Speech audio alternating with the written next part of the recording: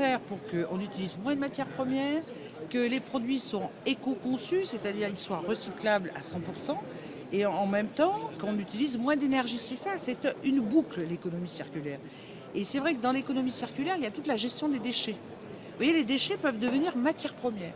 Et là où nous, on est très déçus en tant que députés européens, c'est que c'était à l'agenda, c'est-à-dire ça devait être traité, on devait revoir la directive sur les déchets pour augmenter les 3 R, c'est-à-dire la réutilisation, enfin la réduction d'abord, la réutilisation et le recyclage. Et avoir des objectifs très ambitieux. Et que nous dit la Commission ?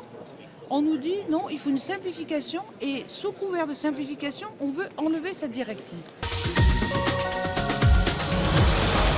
Au niveau des États, on a 11 États membres, dont la France, qui veulent absolument qu'il y ait cette directive. Parce que si on ne réduit pas les déchets, vous voyez dans quelle société de gaspillage on va être. Et en même temps, il faut qu'on réduise l'utilisation des matières premières, sinon on va crouler sur les déchets. Et donc il fallait une ambition de l'Europe. Et en même temps, c'était très producteur d'emplois.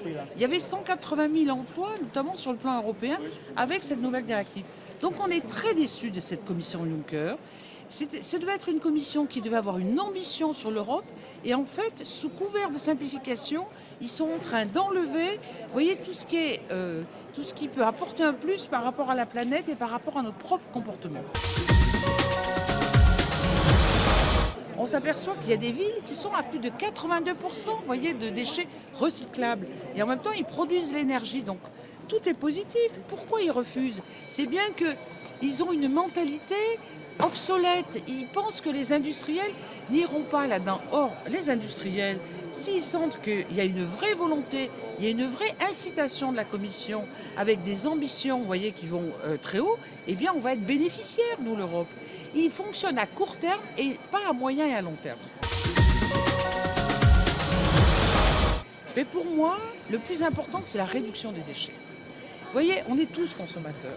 Si on nous fournit un produit où il y a très peu de déchets, eh bien, et en plus que ces déchets sont recyclables, eh bien, à ce moment-là, on voit bien que l'empreinte écologique qu'on va avoir va être très réduite.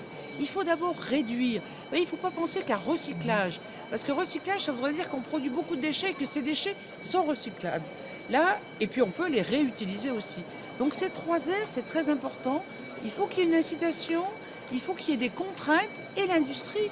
Ça leur va très bien si on leur dit au bout de 3 ans, au bout de 5 ans, on doit réduire, on doit être à 80 ou 90% de produits recyclables, ben ça va booster l'industrie parce que les matières premières, vous voyez, on va pouvoir les avoir par le recyclage. Regardez les portables. Les portables, ça demande énormément de terres rares. D'où viennent ces terres rares ? Elles viennent soit de Chine, soit d'Afrique. Si on recycle tous ces portables, on n'a pas besoin, vous voyez, d'avoir par exemple des terres rares qui viennent de pays comme la République démocratique du Congo, qui est vraiment un pays où il y a énormément de bandes armées et qui leur produisent en plus des armes. Donc je crois que d'un point de vue éthique, d'un point de vue responsabilité, d'un point de vue, si vous voulez, innovation, c'est vraiment cette directive déchets en englobant plus largement l'économie circulaire qui est l'avenir de l'Europe.